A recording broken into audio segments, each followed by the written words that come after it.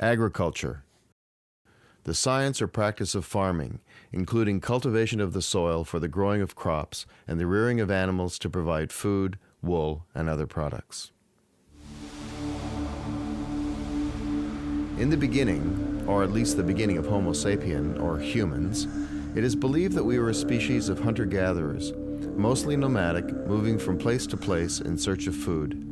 Some societies traveled vast distances in synchronicity with the change of seasons.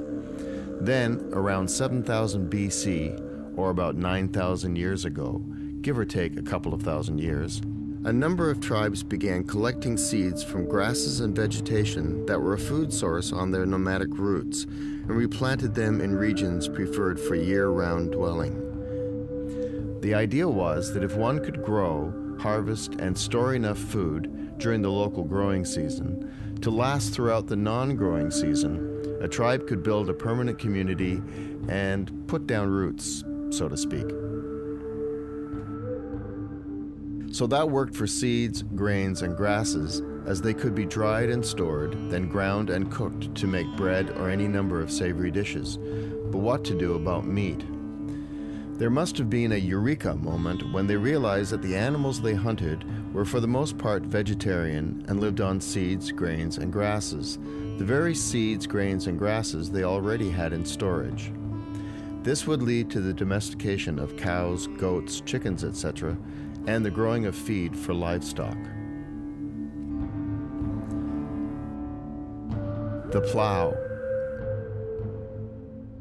From the moment humans conceived of growing food from seed, it became apparent that it would be necessary to cultivate or prepare the soil for planting.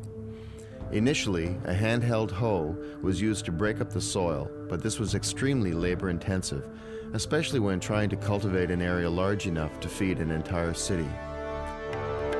The plow, invented in what is now India about 5000 BC, was a device designed to be pulled, initially by oxen, that turned the soil and dug furrows in straight lines or rows, allowing for efficient planting. Over a few thousand years, the plow underwent many design changes, and not to mention a spelling change. However, in the early 1700s, the swing plow was invented and emerged as the perfected standard. It is, to this very day, the instrument used at all historical plowing events and competitions. The dawn of dairy. No one really knows when humans conceived of the idea that it might be beneficial to one's health to drink the milk from domesticated mammals. But that development created a huge demand for anything dairy.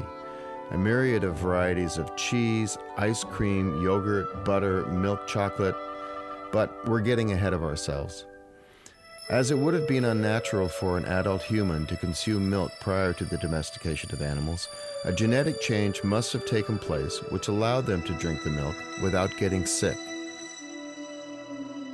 This change has been mapped and dated to dairying farmers who lived around 7,500 years ago in a region between the Central Balkans and Central Europe. The Stirling Connection. Hello, I'm Roy Bonesteel. I'm standing in Whitehead's restaurant. We'll assume that you've watched at least some of the movie that's playing in the Welcome Center and hosted by the late iconic broadcaster Roy Bonesteel. And if so, you'll have a pretty good idea regarding the economic and social benefits of the dairy industry in the Quinte region, Stirling in particular. Pretty important, and the reason that we have this amazing museum. And now, with the facts and figures out of the way, we can move on to the fun stuff. The technology of farming today. In other words, computers, robots, and great big machines.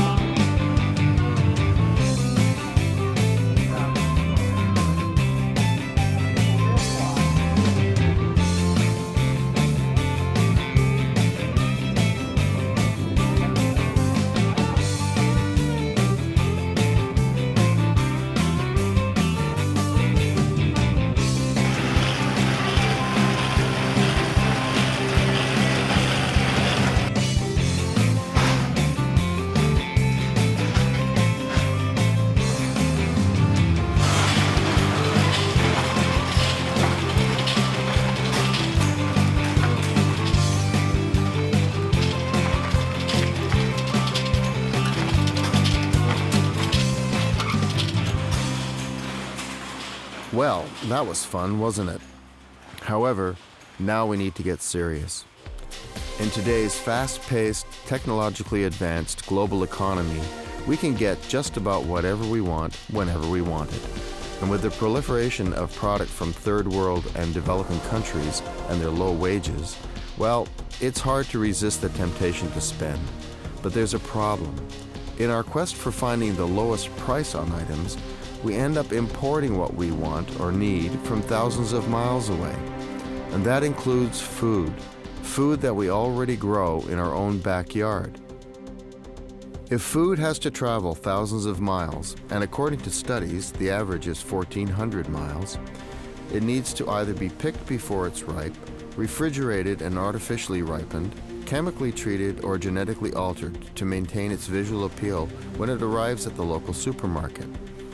But consider the fuel costs or the environmental impacts of trucking and transporting so-called fresh produce, canned or frozen goods from thousands of miles away. Our high standard of living in Canada comes at a cost, and our local farmers struggle to compete and survive in this global market. If we lose these farmers, the negative effects will be substantial. Unemployment, more development of our limited prime farmland for housing and industry, and a dependence on the stability of world trade and fossil fuels, to name a few.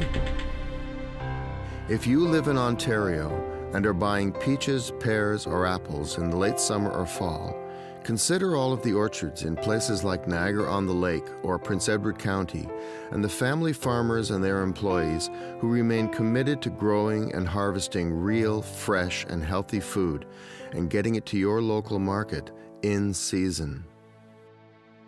Okay, now that you're a lot smarter than when you arrived a few minutes ago, and hopefully more environmentally and socially conscious, it's time to see what you came here to see. A ton of cool agricultural and historical stuff that will transport you to a different time and inspire you to bring your friends so that you can impress them with how much you know about agriculture.